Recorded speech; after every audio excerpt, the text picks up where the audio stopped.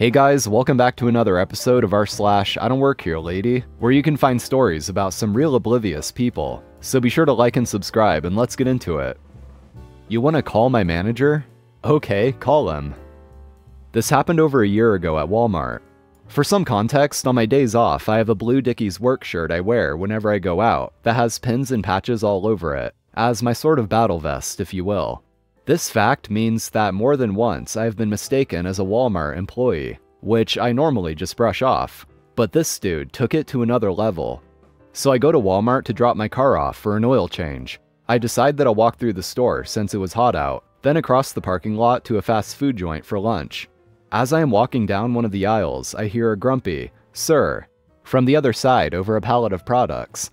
I just sort of ignore it and keep walking. A quick look at me should tell you that I don't work here. But this guy walked around the pallets and gets right in front of me, all the while yelling "sir" at me.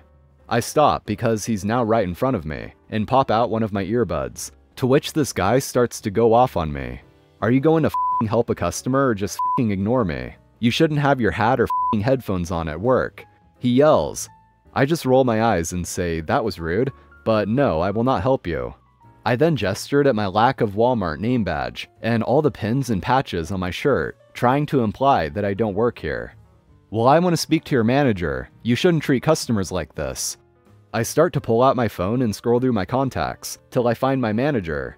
Mind you, my manager at the time was a grumpy old man from Tennessee. Had this guy called my manager, he would have had his ass verbally handed to him. You want to speak to my manager? Okay, but he's going to tell you the same thing I am about to tell you. Off. Don't yell at anyone like that. Dude is now getting more angry as I show him my manager's number. Go ahead, call him. Tell him I didn't help you out. I don't work here and it's my day off. You shouldn't be treating people who do work at the store like this. The guy just mumbled something, then pushed past me and walked away, having never called my manager. The next time I was at work, I told my manager this story, and he got a laugh out of it, saying that he would have loved it if that guy had called him. Your employee is unhelpful. I work at a veterinary hospital that is situated a 2-minute walk away from the local grocery store. When I take a 10-minute break, I usually ask people if they want anything. My favorite thing to happen is when we need something for the hospital, as I get paid to grab my drinks and snacks, and then I get to take my full 10-minute break. So a week ago, I get asked if I can grab some easy cheese when I go to the grocery store. There wasn't any issue finding the easy cheese, and I grabbed some Slim Jims for me and my work wife, and a Coke, and cradle my bounty in my arms and make my way to the register. I hear someone ask, "You work here?" come from in front of me, and ignore it because I'm wearing green scrubs with a clearly visible radiology badge, and a name tag with Certified Veterinary Technician in bold below my name. But suddenly, something grabs my left arm, and I nearly drop the cans of fake cheese. Where's the barbecue equipment? A woman hisses at me, as I see an old woman bundled up in a black fluffy coat and sunglasses that cover half of her face, as she loosens her grip on my arm. I'm stunned for just long enough for both of us to speak at the same time.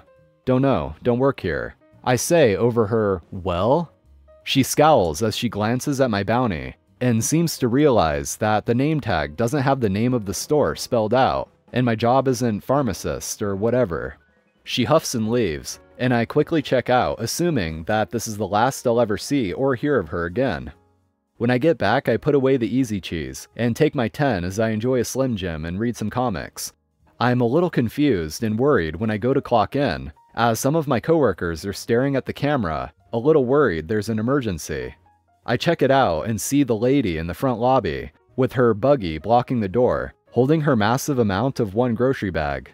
She seems rather aggressive as she is talking to the hospital manager.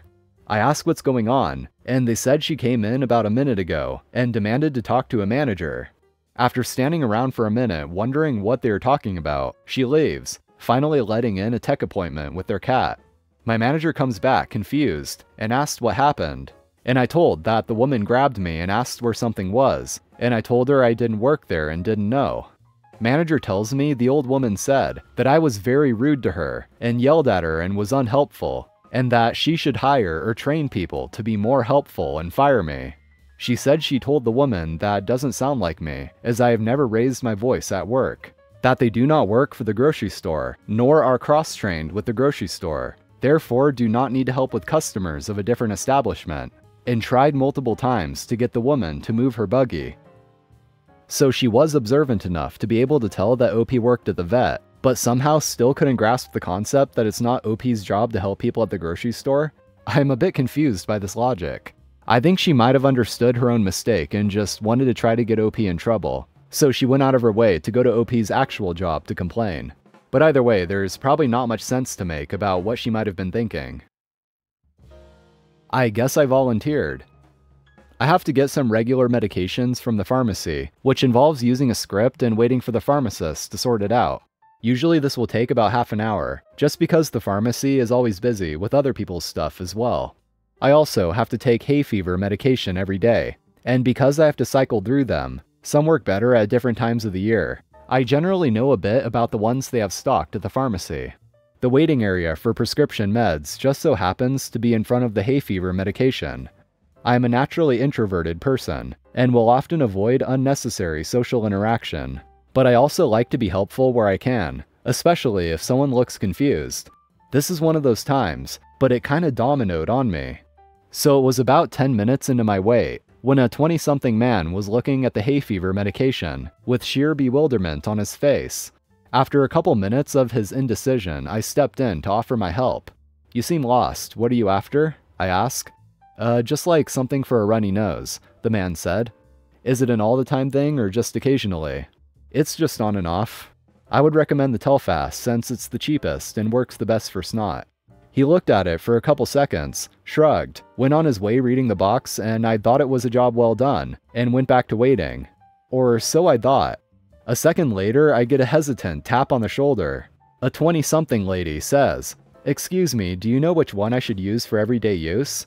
"Well, it depends on what symptoms you're trying to get rid of. Snot, cough, sneezing, or itchiness?"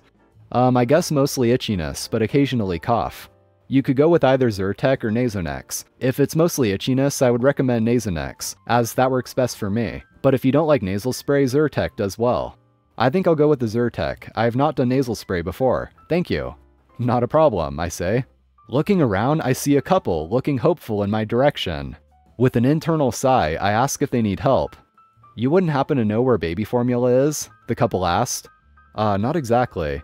However, the baby stuff I have seen is in aisle 4. I think it would be about halfway down, since I know those are tins of some sort. I've not paid any attention to know what's in the tins though, sorry. "Okay, thank you, we'll start there, thanks." And off they went. At this point, I didn't see anyone else looking like they were waiting for help, so I thought I was free to do more of my own waiting. An elderly lady who snuck up behind me like a ninja says, "Excuse me, sir, do you know where they keep the hay fever eye drops? I couldn't see them with any of the other hay fever stuff, and I heard you helping the other people, so..." Of course, they keep it in the eye aisle, which is fun to say, by the way. "Do you need it for itchiness or dryness?" The elderly ninja responds with, Mostly for dryness, I guess. I never really thought of it." "Okay, I would recommend this one." Grabbing the blue package Visine, I say, "It has a mild active ingredient for general allergies, but is focused on lubricating rather than just hay fever. You could get the stronger one," gesturing to the red bottle, "but I find it can dry the eyes a bit." The elderly ninja says, "Thank you so much. You know, you're the only person that's been any help in this store. You should put in an application and then ask for a raise." And off she wandered into the shadows, chuckling at her own humor. Getting back to my waiting spot, I look at the clock, and it's only been about 20 minutes into my expected half-hour wait, so I settle back in. "What was your name?" asked the pharmacist. "Oh, it's such and such." "Okay, give me a minute." He rifles through his papers for a second and then grabs my stuff. "Thanks for helping. Here you go." "Oh, thanks. I wasn't expecting you to push me to the front of the queue." "And I wasn't expecting you to help half the customers in the store," said the pharmacist. And with that, I took my drugs and went home with a spent social battery. I know it's not a typical story you see on here, but I think it fits. Lady thinks I'm room service. Won't let me pass until I give her my food. In the winter of 2017, my family went on a huge road trip, from where we lived in Northern California all the way to Arizona and Nevada. We spent 5 days in Arizona and Christmas in a hotel overlooking the Grand Canyon, and then we were off to Nevada, where we were going to spend just a few nights to celebrate my dad's birthday and see a David Copperfield show.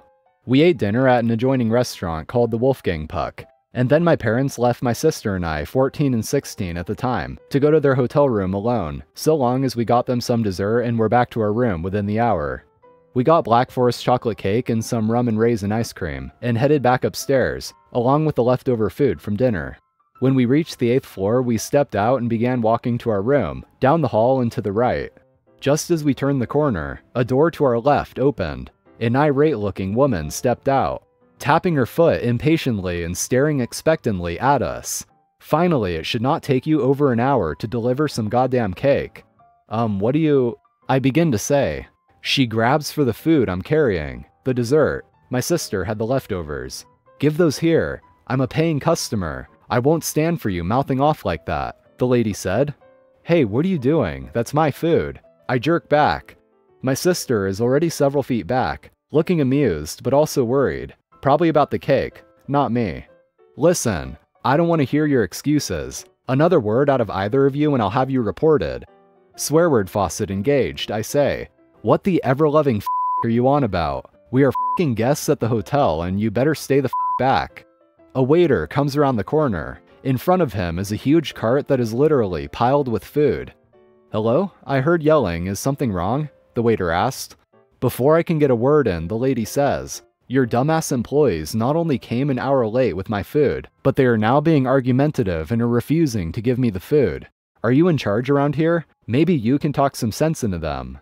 The waiter turns to me and says, young man, is what she's saying... He stops mid-sentence, realizing that he's talking to a 5'3" teen, whose voice hasn't even cracked yet. Ma'am, I don't know who you think these people are, but they aren't waiters. They have food, yes, but that is from the Wolfgang Puck, as you can see by the box logo, and it's not even where you ordered the food from. She tries to interrupt, but he cuts her off. I know, because I have your food right here.